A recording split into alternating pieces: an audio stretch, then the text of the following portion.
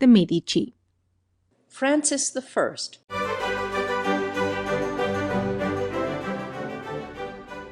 Please like this video so that more people have access to this content. Enjoy and also follow this channel to see other videos about art.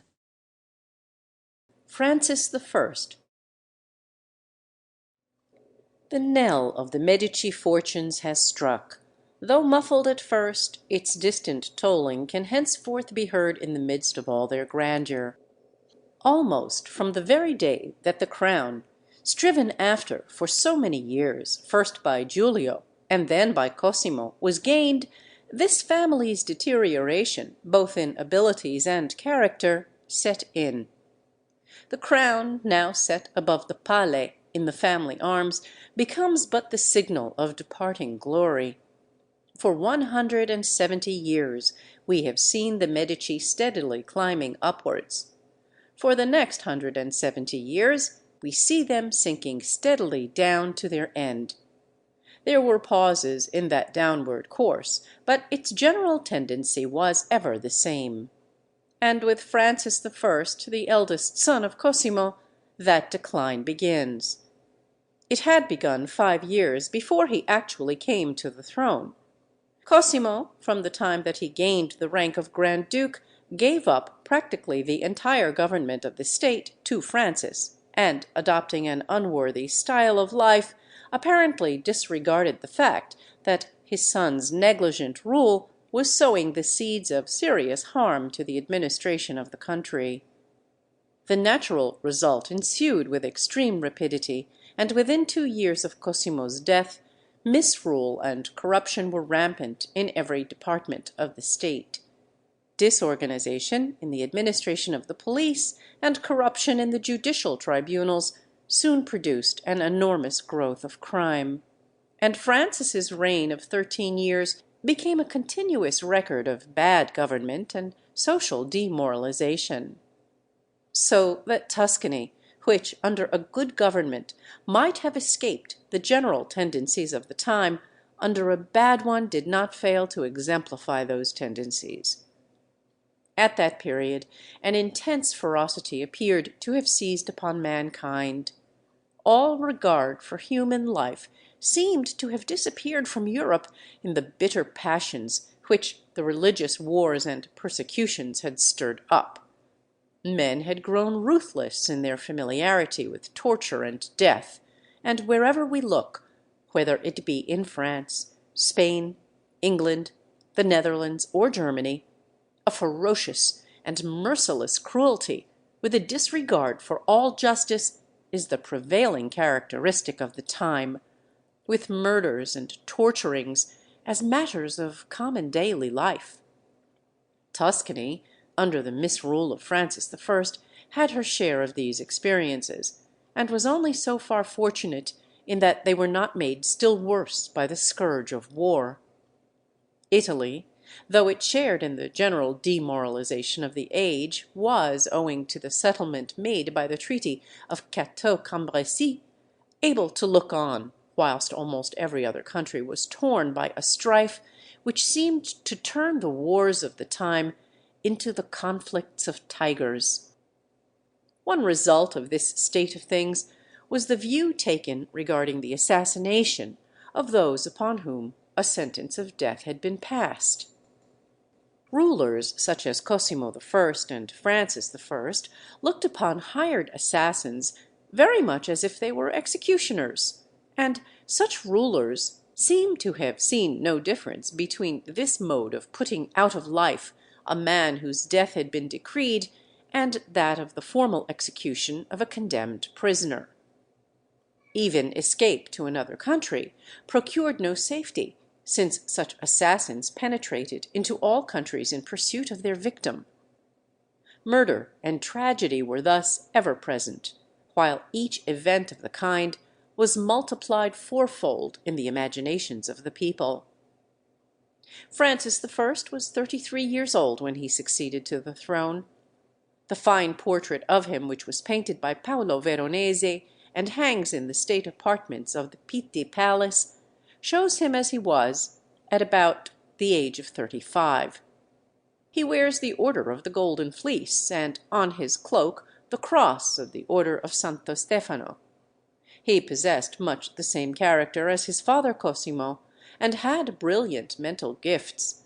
But whereas his father's chief interest had been the advancement of Tuscany, that of Francis was science, and this made all the difference possible to the country, since he refused to be drawn from his favorite pursuit to attend to public affairs, which consequently lapsed into the condition which has been noted. At the same time, he inherited his father's tyrannical disposition towards the upper classes, with the result that this, when combined with general corruption in the administration and a defective fiscal policy, caused a hatred to grow up against Francis which exceeded even that which had been felt against Cosimo. And this excessive hatred created a fruitful soil for the growth of every story of crime against Francis which fertile brains could originate. One of the latter's minor tyrannies was exercised towards his father's morganatic wife, Camilla Martelli. On succeeding to the throne, Francis, as the head of the family, having, according to the laws of Italy at that time, powers of life and death over all its members, consigned Camilla to incarceration in a convent, and there she remained for the rest of her life. The high taxes which he imposed on corn were specially disastrous to the agricultural colonies planted by his father to reclaim the waste lands of the Maremma, which colonies, as a result, were ruined, and these lands again became waste. On the other hand, Francis continued his father's plans for the development of Leghorn, but the chief steps in this work were taken subsequently by his brother Ferdinand, and the great success achieved belongs to the reign of the latter. In each generation, from the time of Cosimo Pater Patriae in 1428 to that of Francis I in 1575, every new head of the house had to meet an attack, led by one or other of the principal families of Florence. That which came upon Francis was dealt with by him with less rigor than his father had displayed in 1537, but nevertheless with a severity which brought him into great odium. In the first year of his reign he discovered a widespread plot to assassinate him, which had been formed by various members of the Pucci, Ridolfi, Capponi, and Machiavelli families. When discovered by Francis, it was asserted that the plot had been abandoned, and this appears to have been true. Nevertheless, he proceeded to deal out the severest punishment. All who had been concerned in the plot who did not make their escape were seized and put to death. Many other persons declared to have been privy to it were also punished, and a vigorous confiscation of all property connected with them took place. The result was that a large number of the principal Florentine families were brought to degradation, which created an undying hatred against Francis among all the well-to-do classes of Florence. It was an inauspicious beginning to a new reign. On the ruler of Tuscany becoming a crowned head, all the ceremonial of the court of a reigning sovereign had been introduced, and Francis, probably chiefly to gratify the desire of his wife, the Archduchess Joanna, kept up a great deal more state than his father had done. The court was maintained almost on the lines of that of Spain, which Francis made, in all particulars, his model. "A number of gentlemen, divided in 2 departments, attended to the various branches of the household. 60 pages from the principal families of Italy and Germany were maintained and educated at the palace in all the accomplishments and depravity of the day, but still without neglecting the arts and sciences, or the use of arms, equitation, and all the various acquirements of a gentleman." In 1576, the Emperor Maximilian II, Francis's brother-in-law, without making any allusion to the action which the Pope had taken in the matter 7 years before, not only formally conferred on Francis the rank of Grand Duke, but created Tuscany a Grand Duchy, which the Pope had been unable to do. A few months later, Maximilian II died and was succeeded as emperor by his eldest son, Rudolph II. In the summer of this year, 1576, the second year of Francis's reign, two terrible tragedies in his family, occurring within 1 week, cast a black pall over the ducal palace. The family, at this time, consisted of Francis, with his wife Joanna, and their children, his youngest brother Pietro, married 2 years before to a niece of their mother, named, like her, Eleonora di Toledo, and his sister Isabella. The latter had continued to live at Florence after her father Cosimo's death, the proceedings of her husband, the Prince of Bracciano, not being of a nature to cause her to desire to make the Orsini Palace at Rome her residence. Cardinal Ferdinand, their remaining brother, lived at Rome. Pietro, the youngest of the 8 children of Cosimo and Eleonora, deprived of his mother at 8 years old, and disliked by his brothers, had grown up passionate, jealous, dissolute, and without a redeeming quality of any kind, and was now 22. His young wife, Eleonora, by this time nearly 20, was universally pitied when at 15 she came to Florence, a very beautiful and innocent young girl, to be married to him. This ill-assorted young couple lived in the Medici Palace in the Via Larga. Pietro, altogether given up to an evil life, had a distaste for matrimony, and from the first treated Eleonora as badly as possible. He scandalized even the society of that time by his disgraceful orgies, while his young wife was left neglected and an object of pity. The natural results followed. Eleonora, made for love, but cast aside and neglected, fell in love with an agreeable and handsome youth of about her own age, Bernardino Antinori. Not long afterwards, one of his friends quarrelled with Bernardino, and attacked him in the narrow passage running along the south side of the Strozzi Palace, and Bernardino, in defending his life, killed his assailant. He at once gave himself up to the authorities, and was confined as a prisoner in the palace of his family until the Grand Duke's pleasure regarding him should be known. Eleonora, fearing for his life, was wild with grief, and, regardless of appearances, drove round and round the Antinori palace in the hope of seeing and speaking with him at some window, but failed to see him. Bernardino was exiled to Elba. From thence he dispatched a letter to Eleonora by what he supposed a trustworthy hand, but through a chapter of accidents the letter was taken to Francis, and at once caused Bernardino's condemnation to death.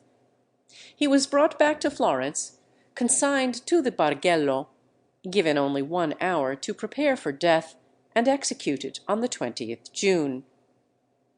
Eleonora's own fate followed quickly. On the 11th July she received a summons from Pietro to meet him at the villa of Cafaggiolo, about 15 miles from Florence on the Faenza road, leaving her 4-year-old son Cosimo in Florence. Dreading the worst, she embraced her little son again and again in an agony of tears, and then set out for Cafaggiolo, "plunged in grief and with a trembling heart." She reached there in the evening. Pietro made her sup with him, and then, drawing his sword, killed her. Her body was at once placed in a coffin, and carried that same night into Florence, where it was buried in the new sacristy in San Lorenzo. There, 32 years afterwards, it was seen when, in 1608, the work on the new mausoleum was being executed. Francesco Settimani, in his diary, says, "The writer from whom this account has been taken adds that in the year 1608 he saw the body of the said Lady Eleonora on the occasion when it was exhumed from the new sacristy and carried to the vault, and that she was as beautiful as if living, without the corpse being in the least corrupted or injured, and appeared exactly as if sleeping, and was dressed all in white." Eleonora's little son Cosimo died a few months after his mother, and is buried in one corner of the mausoleum. This story of Eleonora's murder is that which has always been believed, and it is to some extent corroborated by the fact that there is no tablet to her memory in the family mausoleum. At the same time, it must be remembered that the story did not appear until a subsequent generation, and is not authenticated in any way, so that we may be doing both Pietro and Francis a severe injustice if we accept it as undoubtedly true. At the time it occurred, her death was declared to have been due to heart disease, while it is noticeable that the writer who describes having seen her body 32 years afterwards in so perfect a state of preservation saw no sign of wounds, which is peculiar if she were killed with the sword in the manner which had been related by him. After this episode, Pietro was sent by Francis to the court of Spain, where he resided almost entirely for the rest of his life, becoming as much hated there as he was in Florence, and a constant thorn in the side of Tuscany. 5 days after this sudden death of Francis's sister-in-law, a second dreadful occurrence took place in connection with his sister Isabella. In this case, a Medici was the victim, not the perpetrator, of the crime. Isabella was the most beautiful of the 3 daughters of Cosimo I and Eleanora di Toledo. Clever and highly accomplished, she was also of a kind-hearted disposition, and is said to have been the only one of the family who showed kindness to Bianca Capello. "Wit, beauty, and talent made her conspicuous among all the ladies of the day, and she captivated every heart but her husband's. Speaking French, Spanish, and Latin fluently, a perfect musician, singing beautifully, a poetess and improvisatrice by nature, Isabella was the soul of all around her, and the fairest star of the Medici." But it was her fate to be involved in, and to be the first victim of, a celebrated fourfold tragedy which caused the ruin of the great house of Orsini. She was now 34, and had been for 18 years married to Paolo Giordano Orsini, Prince of Bracciano, the head of the most powerful family in Rome, a race who for generations had made and unmade popes, and intermarried with kings, and who possessed fortresses and domains all over Italy. The tragedy in which Isabella's life terminated is that connected with Vittoria Accoramboni, the 4 persons who all lost their lives in it being Francesco Peretti, Vittoria's husband, Vittoria herself, Paolo Giordano Orsini, and Isabella de Medici. Vittoria Accoramboni, young, beautiful, vain, and ambitious, had captivated Orsini, who, indolent, pleasure-seeking, and no longer young, cared nothing for the wife whom he left to live in Florence, while he spent his time in Rome. Vittoria, fired with the ambition of being the Princess of Bracciano, practically told Orsini, who was infatuated with her, that he must kill her husband and his own wife and marry her. He, as head of the House of Orsini, with absolute powers of life and death over all members of his family, saw no difficulty, and proceeded to carry out her injunctions, by first putting to death Isabella, and then, as soon as opportunity offered, by similarly disposing of Peretti. Isabella, who had some suspicion of danger to herself, had written to Catherine de' Medici, begging her to afford her an asylum, as nowhere in Italy could she be safe from the far-reaching power of Orsini, and Catherine had replied agreeing to do so, and had made arrangements to receive her, but it was too late. On the 16th July, Isabella, already horror-stricken at her young sister-in-law's sudden death a few days before, and made still more uneasy by her husband's unexpected and mysterious arrival at Florence, accompanied him by his request to their villa of Cerreto Guidi, near Empoli. She went with great misgivings, which she confided on the way thither to her friend Lucrezia Frescobaldi, whom she took with her. When they retired after supper to their own apartments for the night, her husband Orsini, while pretending to kiss Isabella, suddenly slipped a noose round her beautiful neck, and, after a violent struggle, strangled her. He had prepared for this crime by making a hole in the ceiling of the room, and stationing 4 men in the room above, from which a rope with a noose at the end of it was let down through the hole, and concealed behind the curtains of the window until the moment came that it was required. The room being intentionally kept rather dark, this passed unobserved by Isabella, enabling him to effect successfully his cruel purpose. It was given out that she had died from a fit of apoplexy while bathing her head.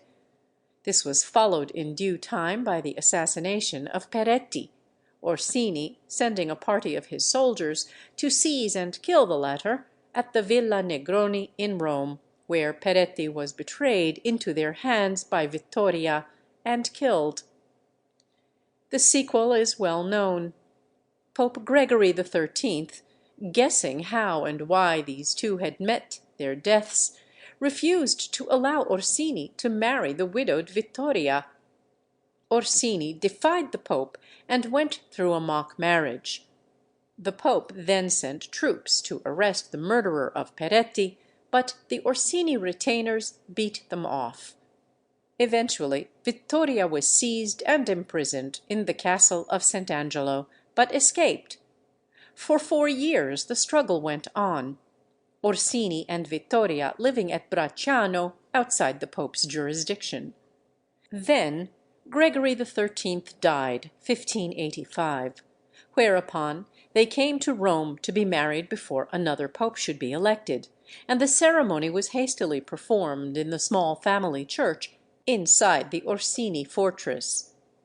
Within a few hours, to their horror, it was proclaimed that the Cardinal of Montalto, Francesco Peretti's uncle, had been elected as the new pope, and they had to face the terrible Sixtus V, bent upon exacting vengeance for his nephew's murder. Orsini fled to Venice, was exiled, and then, broken in heart at the ruin of his family, died after making a will leaving his remaining property to Vittoria, who had fled to Padua. But her husband's nearest relation, Ludovico Orsini, enraged at the property being left to her, suddenly burst into her house at midnight 6 weeks later with a party of masked men, and she was stabbed to the heart. Venice, however, did not permit such acts of private war, and a week afterwards Ludovico Orsini was himself arrested and put to death. And the ruin of the great Orsini family was complete.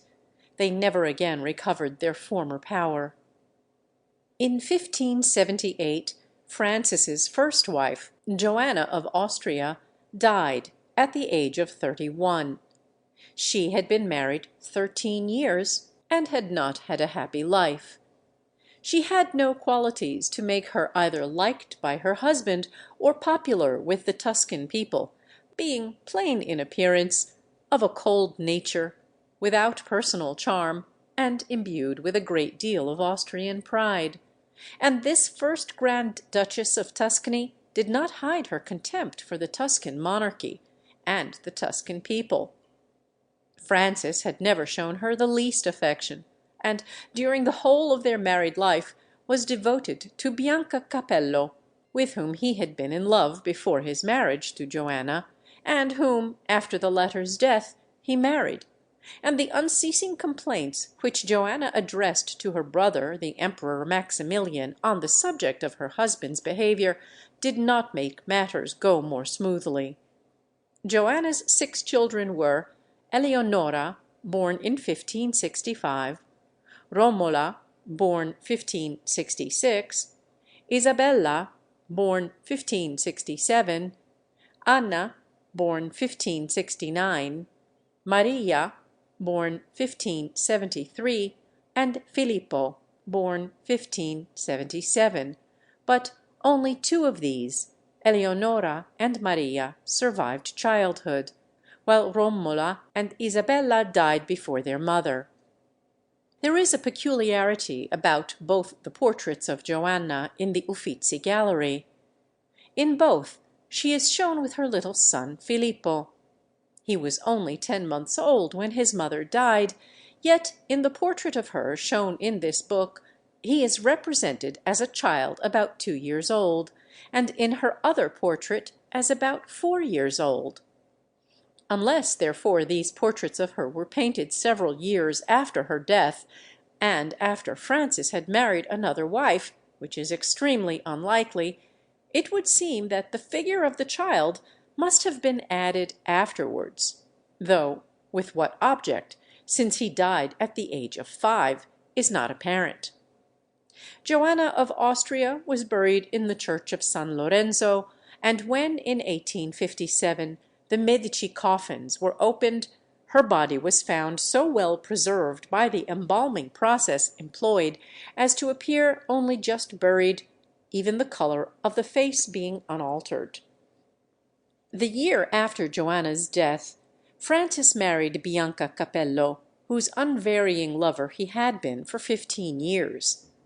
The remaining 9 years of his reign were almost entirely devoid of incident, either political or domestic, and his interests became more and more centered in those studies in natural science to which he was devoted. Francis had an absolute passion for chemistry and natural science. By far the greater part of his time was spent in his laboratory, and so reluctant was he to be drawn away from his experiments that he would often give audience to his secretaries of state standing before his furnace, bellows in hand. It was he who first discovered the method of melting rock crystal, and he became distinguished for his skill and taste in making vases in this material, many of which are still to be seen in the gem room of the Uffizi Gallery. He was also the first to achieve the manufacture of porcelain in imitation of the Chinese, and he founded the existing porcelain industry of Florence, which has attained much celebrity. Francis had also the usual Medician fondness for art and literature. He gave liberal encouragement to all artists, and in particular to Giovanni da Bologna (1524 1608), the leading sculptor of the day, and it was for Francis that the latter executed the well-known statue of Mercury, now in the museum of the Bargello. For Francis was also executed by the same sculptor the group of the Rape of the Sabines, which now stands in the Loggia de' Lanzi, and the statue of Abundance, placed at the highest point of the Boboli Gardens, facing the palace, and said to represent Francis's first wife, Joanna of Austria. His desire to promote the cause of literature resulted in the foundation in 1582 of the celebrated Accademia della Crusca, which still exists, and which was founded under his auspices by Francesco Grazzini and Leonardo Salviati for the purification of the Italian language, its name, Crusca, bran, referring to the sifting of the chaff from the flour. But there was another work undertaken by Francis which had more important consequences. He was the first to begin arranging the building which we now know as the Uffizi Gallery, to adapt it for a picture gallery, and to begin placing there some of the family collection of pictures. Cosimo had erected the lower part of the building to accommodate the various public offices of the state, and on the second story had placed ranges of workshops where his skilled workmen engraved, painted, made inlaid tables, executed models for statues, distilled essences, and carried on many other minor arts. Above this second floor was an open loggia, being part of the passaggio leading from the Palazzo Vecchio to the Ducal Palace. This loggia Francis now caused to be enclosed with glass, placing the architect and sculptor Buontalenti in charge of the work, and conveyed there a number of the family pictures scattered among their various villas.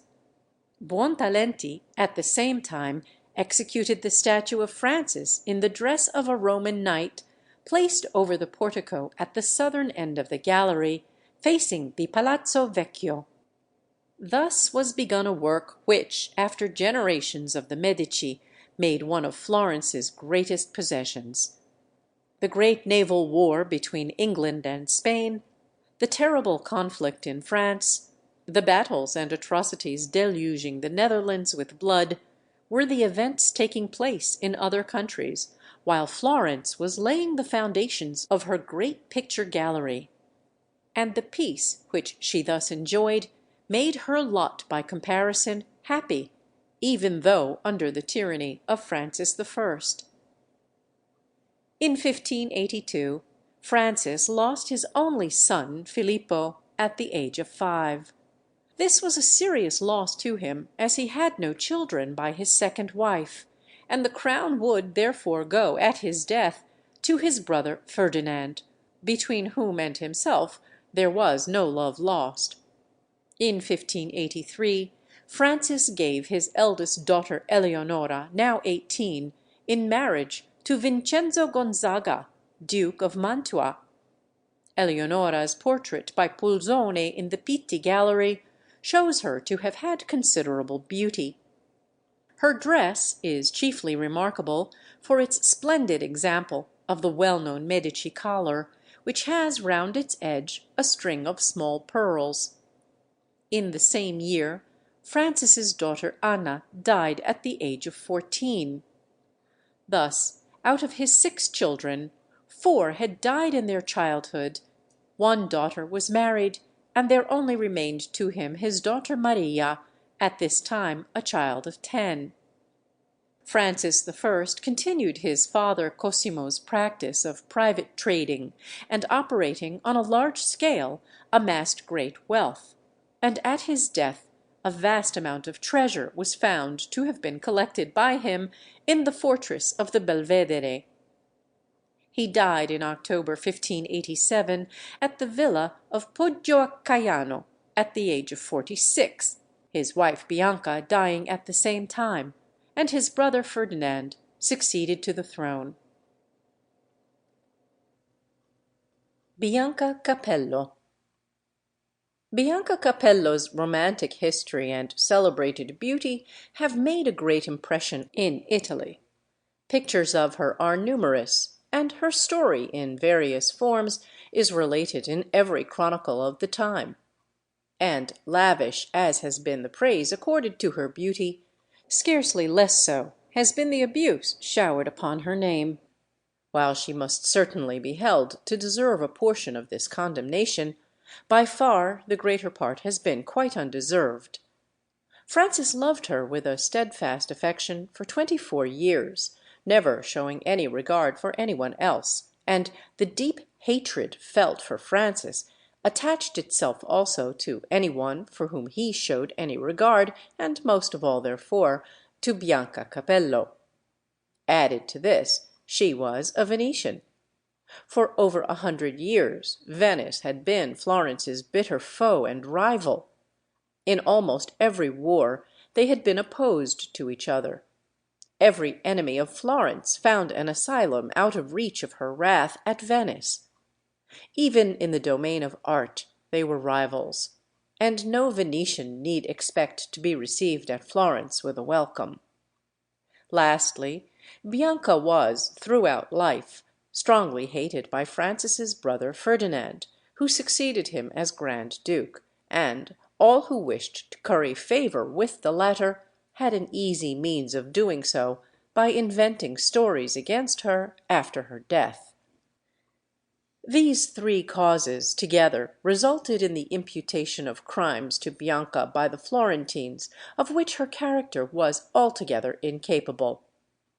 All Francis's tyrannies were, by those who suffered from them, placed on her shoulders, and the more they hated Francis, the more they attributed the cause of his acts to the Venetian to whom he was so devoted.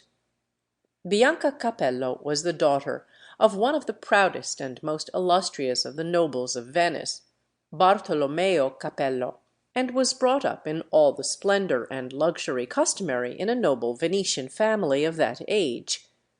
She had, in a pre-eminent degree, that quality sometimes seen of an inherent and unstudied attractiveness, independent of beauty, while in her case to this was added beauty also. It may be imagined that the combination made her irresistible. "Grace and fascination hung round her movements, and whether grave or gay, silent or speaking, quiet or in motion, she was always completely attractive, while without any particular regularity of features, she concentrated within herself the varied influence of every feminine beauty." No wonder that Titian desired to paint her portrait, especially as an addition to her other attractions she had hair of that beautiful auburn red tint only seen in Venice and so admired of all artists. His portrait of her at the age of 21, Plate 66, is one of the most beautiful of Titian's portraits. About the year 1560, when Bianca was 17, she fell in love with a youth a year or two older than herself, belonging to a Florentine family, named Piero Buonaventura, a gentleman by birth, but whose family were in reduced circumstances, while he himself was a clerk in the Salviati Bank, which was situated in one of the narrow streets of Venice, exactly opposite the Capello Palace. Her family would have killed her rather than allow such a marriage, and they were married secretly. But an accident threatened suddenly to reveal what they had done, and they had at a moment's notice to fly for their lives. Piero hurried his young wife into a gondola. They escaped by sea and eventually reached Florence, where his father and mother were living in great poverty. All Venice was horrified at such an insult to its proud aristocracy. The Capello family were powerful, and the whole Venetian nobility vowed vengeance on Piero for his intolerable audacity. A reward of 2,000 ducats was offered to anyone who would murder him, and his uncle, Giambattista Buonaventura, was thrown into prison and there died. Meanwhile, in Florence, Bianca had no easy lot. Piero's mother was bedridden. His father, unable to support this addition of 2 extra members to his family, was forced to discharge their only servant, and the luxuriously brought-up daughter of a Venetian noble had to take the servant's place and become a household drudge. At the same time, fear for Piero's life and dread on Bianca's part of falling into her enraged father's hands kept them both prisoners. That Bianca bore uncomplainingly all that this great change must have meant to her for the sake of her love for Piero, who, after all, showed himself a worthless creature, speaks well for her natural good-heartedness.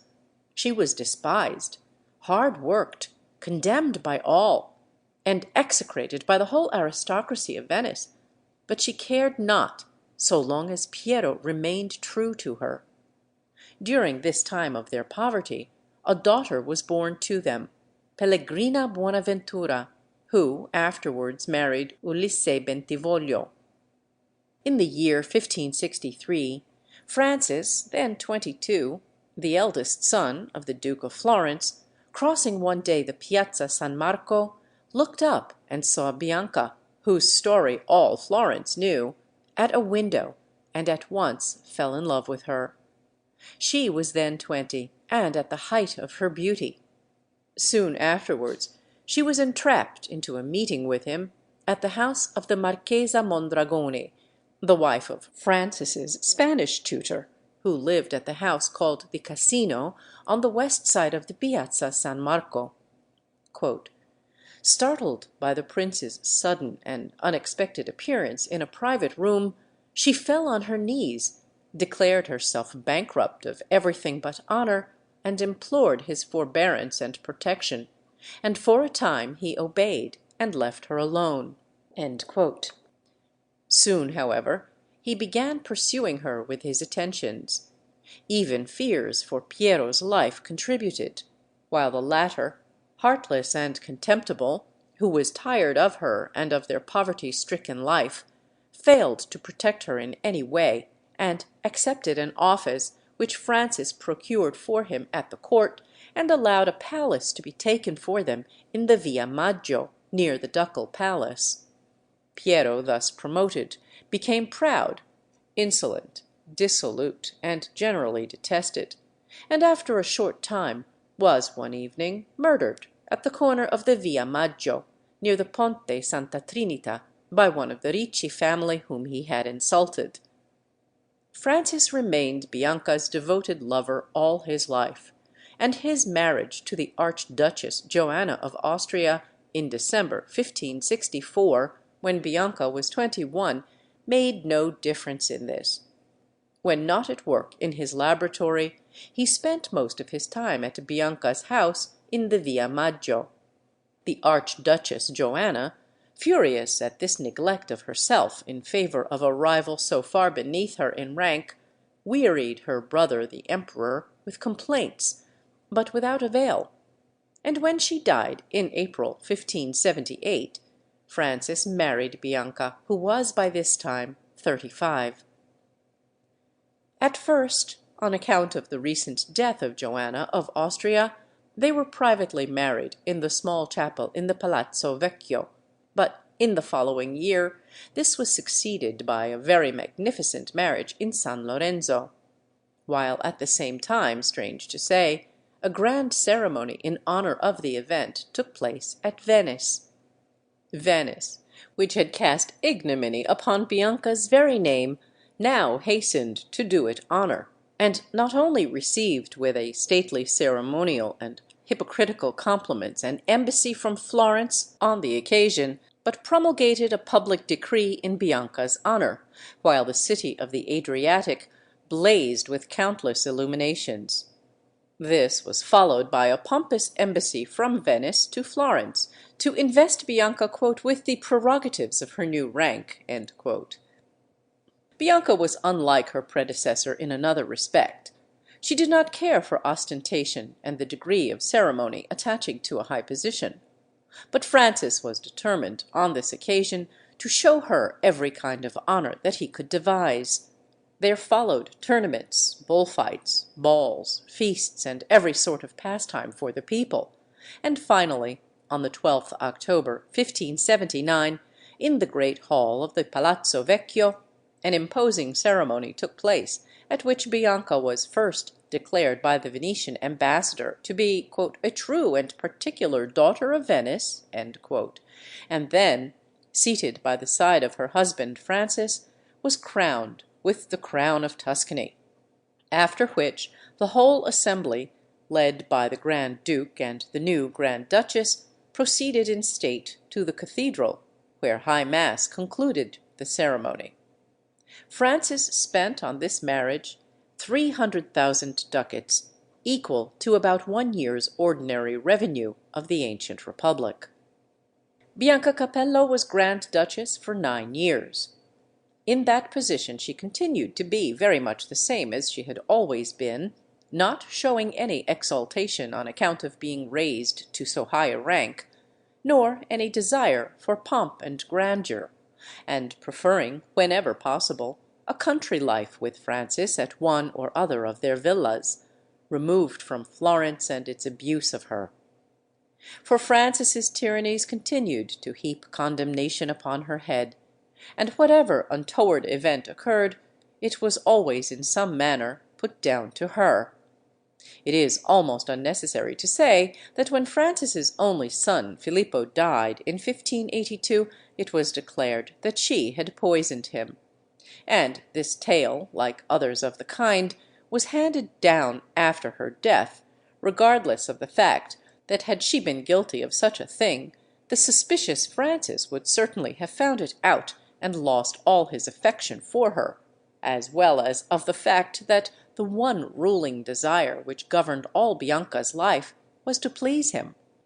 But the people had another reason for hating Bianca Capello, and readily accepting every story against her. They believed her to be a witch, and openly called her so. The hint had not improbably been dropped by Ferdinand. But the only kind of witchery that Bianca knew was that of woman's witching ways, and none ever possessed it in a higher degree.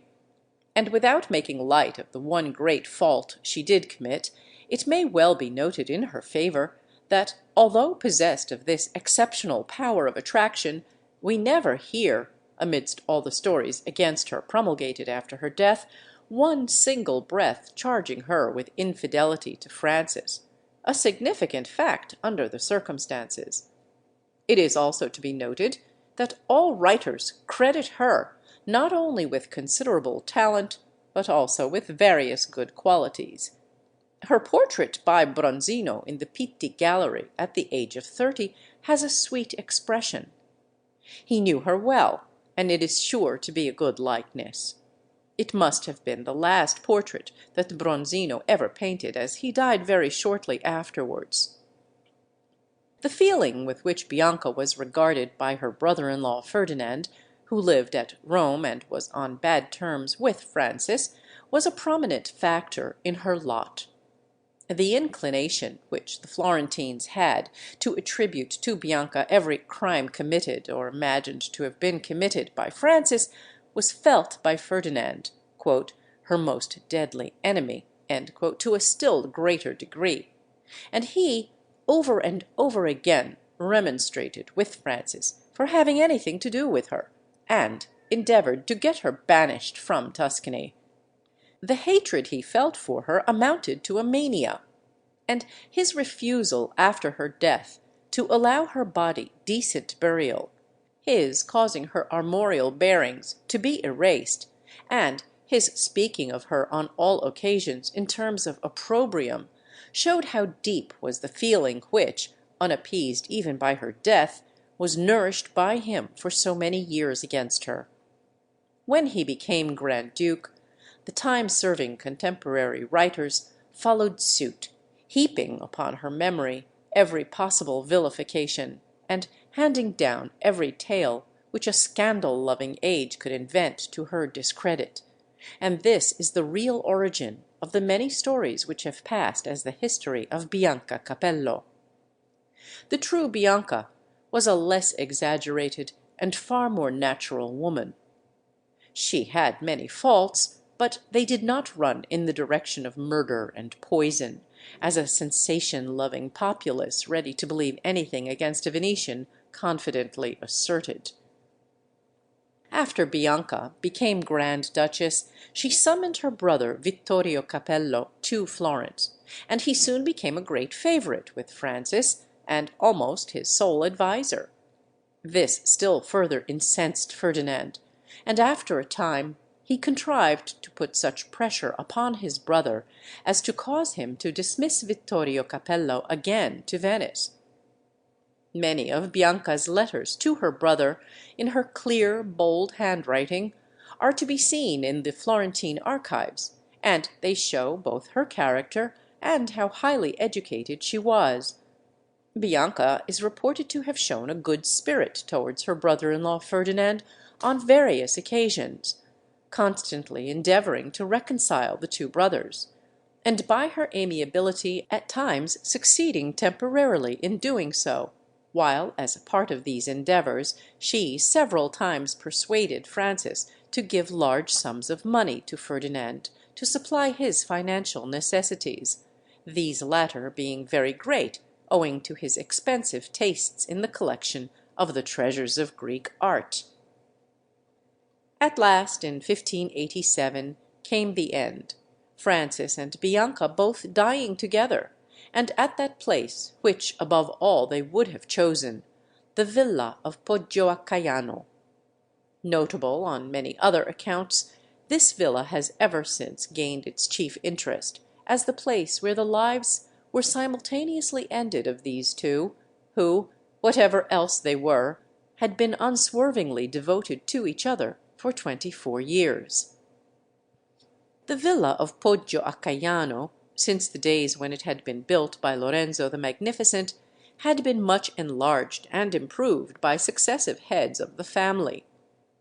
Its great hall had, under the auspices of Leo X, been decorated with frescoes typifying the deeds of Cosimo Pater Patriae and Lorenzo the Magnificent, frescoes which had been in succession the work of Andrea del Sarto, Pontormo, Franciabigio, and Allori. The ceiling and walls of its dining room had been painted so as to give the illusion of being seated in a Tuscan garden. The reception rooms were hung with portraits of prominent members of the family. The wide-spreading park, with the Ombrone flowing through it, afforded the pleasures of the chase. The well-laid-out gardens were an unceasing delight to all who saw them, while from the broad terrace spread out a view exemplifying all the special beauty of a Tuscan landscape. Poggio a Caiano had always been a favorite residence of Bianca Capello, and she and Francis had spent many days there together, hunting in the park, riding about the surrounding country, and enjoying other outdoor pursuits. In October 1587 they went there to enjoy once more its charms at that beautiful season of the year, and to revel in a country life away from the formalities of the court. But they had also another reason. The sincere endeavours which all writers acknowledge that Bianca constantly made to conciliate Ferdinand and heal the breach between the brothers had once more been successful. A reconciliation had been effected, and to cement it, Francis and Bianca had invited Ferdinand to come from Rome and join them in a visit to Poggio a Caiano. Accordingly, Ferdinand arrived at Florence, was received at the ducal palace by Francis and Bianca with every sign of cordiality, and, together with the Archbishop of Florence, accompanied them to Poggio a Caiano. There they remained for some days in complete harmony, the Grand Duchess and the Archbishop exerting themselves to maintain these cordial relations between the brothers who had so long been at enmity. But this happy state of affairs had a melancholy ending. On the 8th October the whole party went out hunting. During the day, the Grand Duke, while violently heated, sat down by a small lake in the park, and caught a severe chill, ending in fever, which he insisted on treating himself, taking for it some of the most unheard-of medicines with which his chemical researches had made him acquainted, notwithstanding that his indisposition steadily grew worse and was accompanied with violent sickness. On the 9th day of this illness his malady took a more serious turn. This was increased by Bianca's inability to nurse him as she was accustomed to do, she having been herself taken ill on the 13th October of a bad type of fever. Francis became rapidly worse, and after 48 hours of great agony, expired on the 19th October. Meanwhile, Bianca, seriously ill at the same time, and unable to go to her husband, was consumed with anxiety about him, and her enquiries for him were incessant. She had always been accustomed to say that, between her death and his, hours, not days, would elapse, and so it proved. After 6 days' illness, feeling herself to be dying, and not knowing that her husband was already dead, she sent him her parting words by her confessor, Fra Maranta, weeping, as she said, "Give my farewell to my lord Francesco de Medici, and say to him that I have always been most faithful and most loving towards him. Tell him that my illness is made so great because of his, and beg him to pardon it if I have ever offended him in anything." In order to prevent her hearing sounds from the apartment of the Grand Duke, which was near hers, such as would reveal to her that he was dead, his body was carried down to a room on the ground floor of the villa. But the unusual trampling of feet in the passages, the agitated and tearful aspect of her attendants, and the noise of carriages and horses in the open space below, as Ferdinand and the Archbishop took their hasty departure to Florence, soon awakened her to the knowledge that Francis was dead. For a while she lay silent. Then, after murmuring a few broken sentences, she breathed a very deep sigh and said calmly, "And likewise also it accords with my own wish that I should die with my lord." After which she became too ill to speak, and soon afterwards expired, dying 11 hours after her husband. Of course it was inevitable under the circumstances that Ferdinand should be suspected of having poisoned them both. The fact that by the death of his brother he succeeded to the throne, joined with his well-known hatred of Bianca, made his guilt apparently certain. He at once ordered a post-mortem examination of the two bodies, and the doctors reported that there was no trace of poison in either case. But naturally such a report carried little weight, so that the common theory has always been that Francis and Bianca were poisoned by Ferdinand. Side by side with this theory, however, there has been another.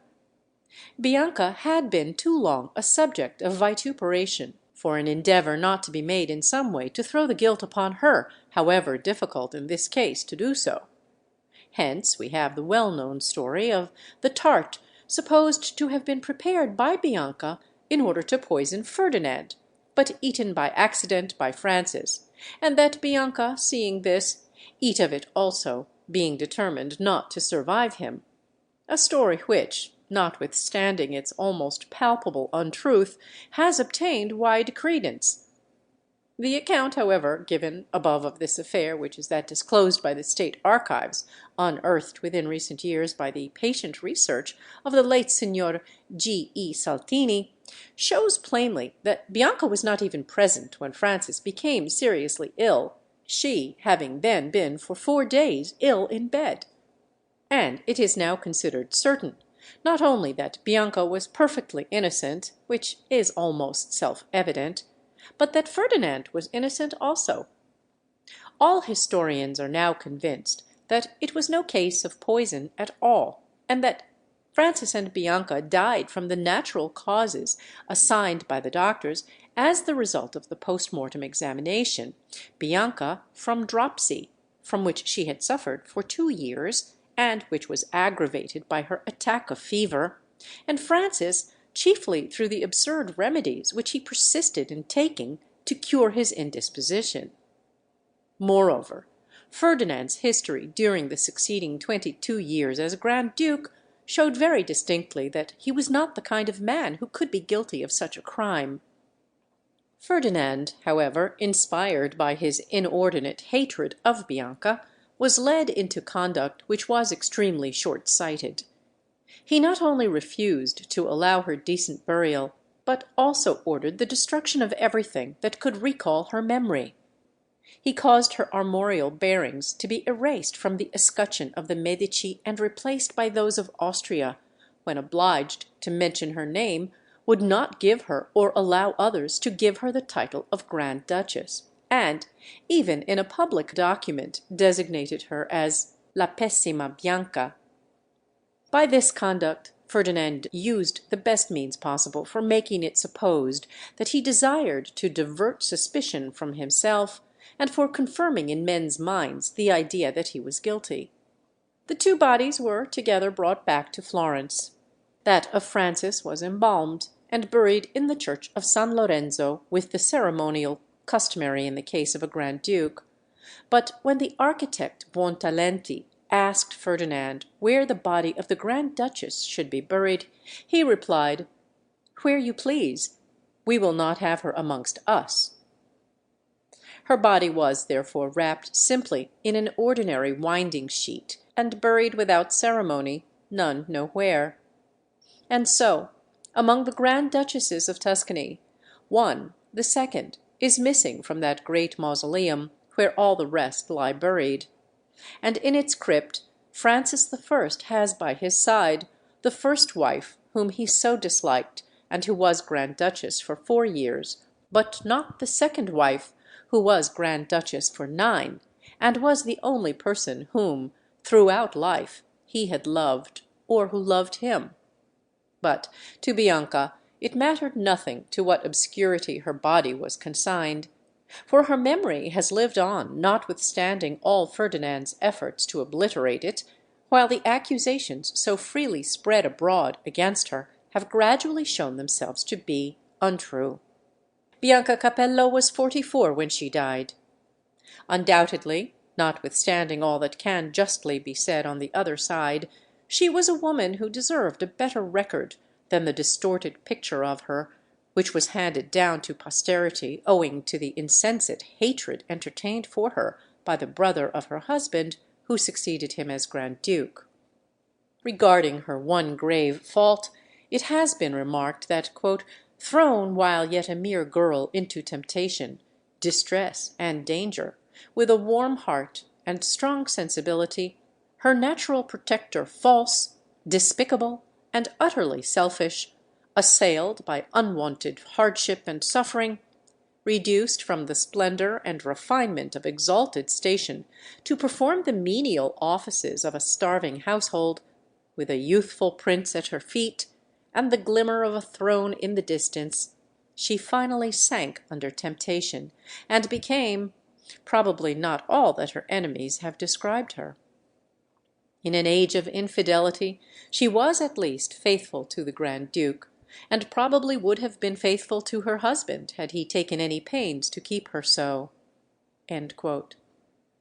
Bianca Capello, in fact, shows herself as one in whom throughout life love reigned supreme.